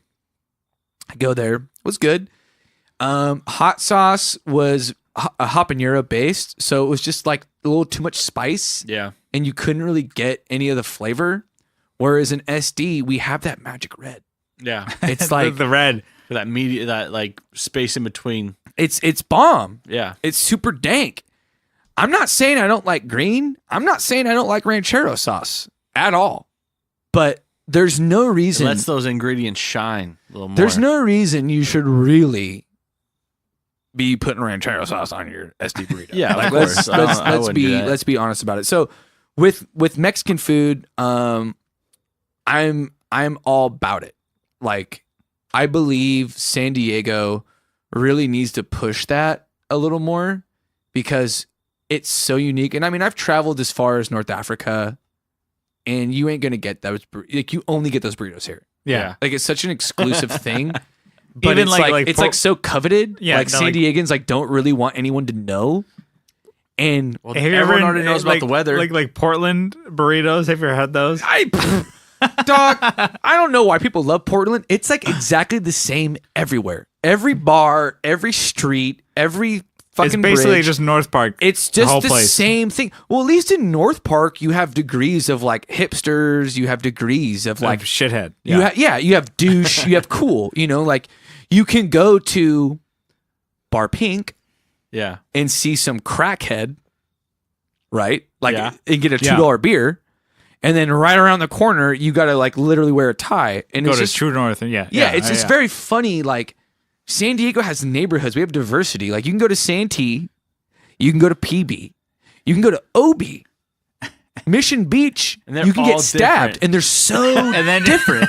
and then you can go to stoked to get Yeah. stabbed. Yeah. They're just so different. And it's like when I went to Portland a few times, I did not fall in love with that city. I was there to work. The first time I went was to show up and win my girlfriend back. I showed up in the rain wearing my captain's hat like Kurt Russell. I got her back. It was a very magical moment and it was awesome.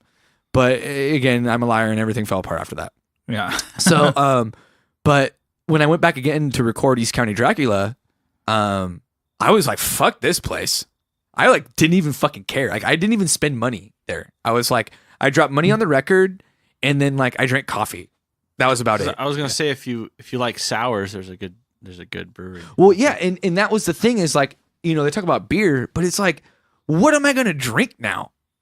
Yeah. Yeah, Like- San Diego. And Like what so, else is left? So now like what blows my mind is a sour porter.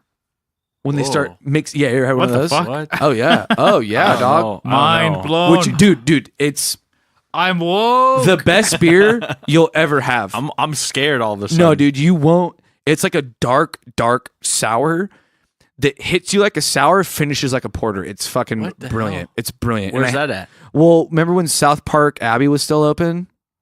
Yeah. Well, they had that's the first time I had it. It was a brewery called Tahoe Mountain, and the beer was called Midnight in Reno. Yeah. And I went back there every night until the keg blew. It was that good. It was that fucking good. Dang. And I had about 6 or 7 rounds. It was so good. And I had another sour porter, I want to say, God, I don't even know where I was. I think I actually was in San Francisco and I had a sour porter there. But like San Francisco don't give a fuck about anything. They're Yeah. just like Yeah. my vibe in San Francisco is just like they just do not fucking care about anything at all. Like you could walk down the street with your dick out and they're just like, whatever. Yeah. I've seen one of those before. Yeah, it's just like whatever. Hey, fuck. Whatever. They'll give Show you me, pants. show, Yeah. show me something new. So yeah, Mexican food. My journey, and I still believe like you can move anywhere in the world and serve San Diego style Mexican food. You make a good living. Yeah. It's bomb, dude. Okay. So I wanted to end it on a topic. Yes. So we can roundtable. You kind of dipped into this a little bit. So has there ever been a situation where you had to remove a band member from your project, from your band? Absolutely. And if so, what was the reason? Was it because of like, you know, number one, drugs and alcohol. dedication? Number one, All drugs and right, alcohol. you're chopping on the bit here. Yeah. So sorry. Kyle and I have a bunch because we have a bunch of Yeah. drummers. We got like 20 of them. So we got stories for days. So why don't Yeah. you tell your first story here? I mean, what's the reason here? Okay, so when I was in Animal Ancestors, we were really, really all close friends, and we had a lot of love for each other. Yeah. But our guitarist was just like out of control, Really? and I don't really know. Was he a good performer, Oh, yeah, player? Yeah, he's the kind of guy that can never play the same thing twice. Oh, But he's okay. good though. That makes sense. Yeah, So like yeah, he yeah. knows the songs. But I mean with that one, it was so gnarly. We just broke the band up. Yeah. Damn. So it's like Really? So he left and it was done. no, we just knew that like what are we gonna do? Like get another guitarist? So it's like I've been in that situation where it's like, fuck, dude, like we just got to end it because we played this show at Ruby Room, and it was just like it was a great fucking show, man. Like those shows were rad because that's when people started responding to your music. Yeah. And I don't know what fucking happened. He didn't change his batteries and his pedals or something, and like something wasn't working right. And he was clicking around, and it's like obviously you pull your cord out and go in direct. I don't really know like how you write that down, but he wasn't doing it. Then the bass player stopped playing, so it's me doing vocals with drums, and I don't stop. I will not stop. Yeah, keep going. So imagine that 2 minutes of vocals and drums. Oh shit! I've heard of drum and bass. Yeah, no, it was drum and vocals, dog. So that was really the last time we ever touched the stage because it was so the guitarist he threw his whole pedal board outside in the street, like threw his shit down. It was really, really bad. And I just was real with everybody else. Like I already had just like Jenna. So Yeah, I was you're like like, fuck. I was Yeah. like, you know what? And like everybody had their other bands, and I was like, you know what, dude? Like we're just gonna call it. Like it was so detrimental. Like he was such a big part of the band, of the sound. Yeah. So there's like it's kind of two-parter. It's like, are you kicking out someone who's part of the sound? Or are you kicking out someone who's just like along for the ride? Yeah. Because someone who's along for the ride's easy. That's a Yeah. conversation. And usually it's just a one-on-one. Like even with Captain Auzmo, when like I brought Nino in and he kept wanting to jam, I just had to tell him, I'm like, dude, like you're not in this band. Like you're in this band when I ask you. You're not in this band. Obviously like high school bands, huge, like that's just breaking up. Like you're just getting your chops. Yeah. I've been kicked out. I mean, they've tried to kick me out multiple times, but the biggest one for me was to answer that. We had to remove someone from the band that was such a big part of the sound, it just destroyed the band. Shit. Yeah. And you can't come back from that. It's like you just cut your losses and you fucking. It killed the vibe. It killed everything. Well, killed what are we everybody's- gonna do? Like it's like when you replace a singer. It's like only AC/DC can get away with that shit. Yeah. Like, Yeah, and you got to kill the last guy. yeah. Like how do you do that? Like I want to say, I've seen my friends' bands go through a lot of different players, but it's mostly because of time.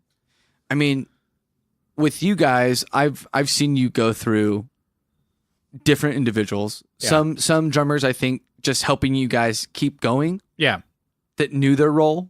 Yeah. Some guys you invested in Yeah. thought they were down. And then there. Yeah. Like I want to say you guys were invested in Wes a little bit. Yeah. What about, I guess, to carry on with that whole thing, maybe not particular, Okay. but Kyle, what do you have? A story? A story?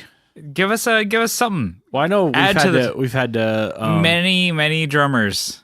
Shit, there's so Shit. many to pick choose one. from. Just pick a drummer. I know that we've had to get rid of someone because of Oh. drugs, alcohol, that kind of thing. Yeah. How bad? Don't name names, but tell the story. Well, we've had I always where name names. I have no. We all work. We not only were we in the same band, But we worked together. we all worked together. Oh, that's rough. All dude. three At of least us you didn't live worked. together too. So you were his manager, right? Weren't you? I was the manager of the yeah, drummer. I just worked there. I was in another department, but it was to the point where his. Yeah, I'm gonna take it away. Kyle, I'm gonna take it. Kyle, take because it. because we know it. It's like the guy was drinking a shitload. The guy was like his life was falling apart, and it was like a bunch of shit was happening, and it was like It was really all affecting the coming band. together with It was like hurting you know, us. What year is this? a shitty relationship. It was like 2008, 2009. So Yeah. you guys are just off of. We had cut a. we cut the acoustic EP. Okay, and yeah, the guy yeah. was playing with Got us it. You live. had a great. That's when you started singing more. Yeah, What was that? What was that soft? What was your hit on that? on the acoustic. Yeah. Was it a little closer? a little closer. We still play Yes. that one. No, yeah, I like that one. We still play. Oh yeah. No. Yeah. Okay, a little closer. So yeah. anyways, that drummer, he was just like he had like a basically DUI, and stuff. So he was in jail. So did he miss work because he got thrown in jail? Because he couldn't get bail, and he was missing like 3 or 4 days of work, and he's like, I quit. And I was like, okay, well, you quit. And then he's like, oh, I meant I also quit the band too. I'm like, dude, you told me that you quit like this job, but you also quit the band. You can't double quit. But he's like, no, I quit the band too. And it's like, Kyle and I were like, damn, we have no idea what happened. We've also had like drummers who think that like, oh, I'm quitting the band. This is going to be the end of you guys. We're like, okay, bye. That happens a lot. Push you away. And then Brian and I keep going. And because it's like, it's a really weird thing because they think of like, hey, guess what? Because like I stopped playing drums for you. You guys are totally done. Like you replaced the last guy who replaced the last guy who replaced the last guy. Well, they should know the fucking band name says it all. Yeah. Without a pilot. Basically. Duh, bro. And so we have like a lot of drummers who are in that field. I think the most memorable one, and he's not even a drummer. Kyle, do you remember the guitar player? We tried to add a second guitar player to our trio. And we're like, oh, 4-piece band. That's going to be fucking cool. JOJ had the same kind of weird. Yeah, we had that. You bring in a lead or because we brought in a bass. When I go to play piano, we bring in a bass player. So it was like we had like a kind of we tried to make fourth member. We tried to make it like a 4-man, 4-man team. And it was like, fuck, man. This guy came in hot and heavy. And he tried to change everything about the band. Oh, yeah. He was like, oh, yo, I want to turn, we could make this band like Fall Out Boy because that was hot at the time. He like wanted to like rename like songs that we already had recorded. He's like, oh, dude, we can make this and it would make it more marketable. I'm like, dude, the song's already done and out. And he's like, oh, we can make this better by like renaming it like a Fall Out Boy song. And it was like do it like based on a movie or like based on a movie script or some type of dumb that's shit. Like line and basically, we're super. It was like he just could not fucking hang with like playing in a band, and he like any type of like interaction because he was older than us. We were like 16. He talked down to us every time he could. He'd talk down, act like he was older, more mature. Like we were still in high school. I think. He was 21. We were like 16. He was like, oh, this is what is going to fucking make it. You guys don't fucking know. And basically, we got to a point where it's like, we can't deal with even the drummer. He's like, he was just like drumming. He was like, I'm just going to drum and I'm going to play like, I love bouncing souls and I'm going to play punk rock. I want to do this. And he's like, I can't really deal with this guy anymore. I'm like, we're going to kick him out. And he's like, sick. That's all his input was. He's like, kick him out because fuck him. And I was like, we're going to kick him out. And so like the guy fucking blew up. He's like, you're never going to fucking make it. Playing Without Pilots never going to play a fucking show without me in the band. You guys fucking suck. What a dick. Sorry. The guy was just like a bitch. Why do you got to bring it? You're never going to make it. Like, come on. Like, honestly, because guess what? Like, what the fuck? Because guess what? Nobody's going to make it. Nobody's going to make it. Because, like, do it because you love it. Because do it because you love the craft and you love what you do. That is it. Well, if you're doing it for that reason, I think that, I mean, I'm not saying that there's not bands that get built for marketable reasons. But yeah. Well, there's money to be made. A lot of them is always going to be that. Yeah. And it's like, hey, fuck, dude. Like, that's why there's one-hit wonders. Yeah. Exactly. Like, those bands. I love the O-Neaters. Seriously, dude. Love Tom Hanks. I mean, like, those bands, like, I went on a whole K-hole of, like, one-hit wonders. Those bands were, like, 25 years working. Yeah. Mm-hmm. Like, it's not like they just like come out of nowhere. Like, those guys work for 25 years, get a hit, and then that's all they got. Yeah. But that's okay. Yeah. Oh, shit. Fuck. I got derailed a little bit. Basically, I had to call the guy. I'm like, hey, dude, you're out of the band. You got to pick up your stuff. Because he left his stuff at my house. And he had to pick it up. And basically, like, it was me. I was 16 or 15 years old in front of my driveway.